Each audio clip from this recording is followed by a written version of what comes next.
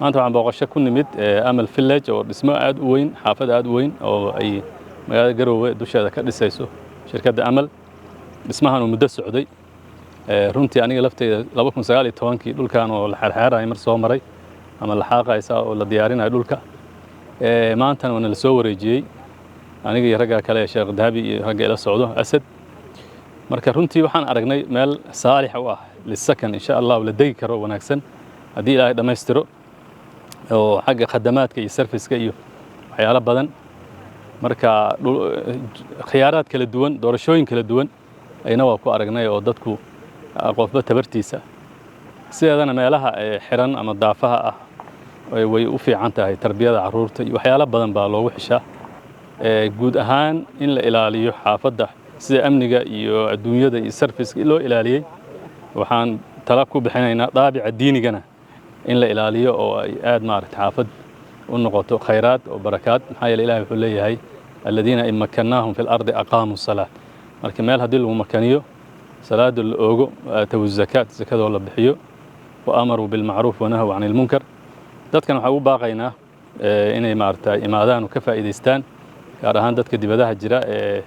maaragtay in badan ka cawda caruurtii iyo tarbiyadoodii inay dalkooda yimaadaan dal Soomaaliyeed waxyaalo badan lagu sameeyay marka soo dhawaada ayaan leenahay xaafadana waa u ducaynaynaa Ilaahay subhanahu wa ta'ala inuu barakeeyo oo kaamil yeelo Ilaahay amarkii waxaan soo booqanay xaafad cusub oo magaceeda la yiraahdo Amal Village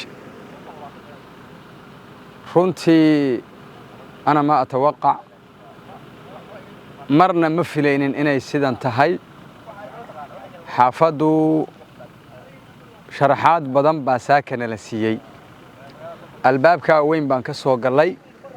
albaabka markaanu ka soo galay xafiisiyadii oo dhammaystiran oo waxa la wixii hawlwadeen ahaa ee xaruntan ka shaqeynaya ay degan yihiin sidoo kale 3 kiiloomitir ayay xaafadu ka kooban tahay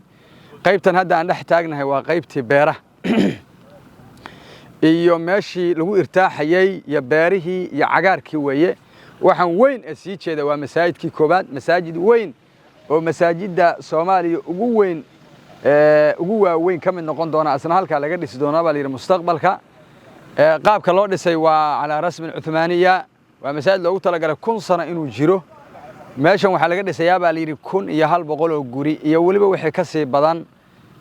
tira inta ka badan iyo maaragtay waa la sheegay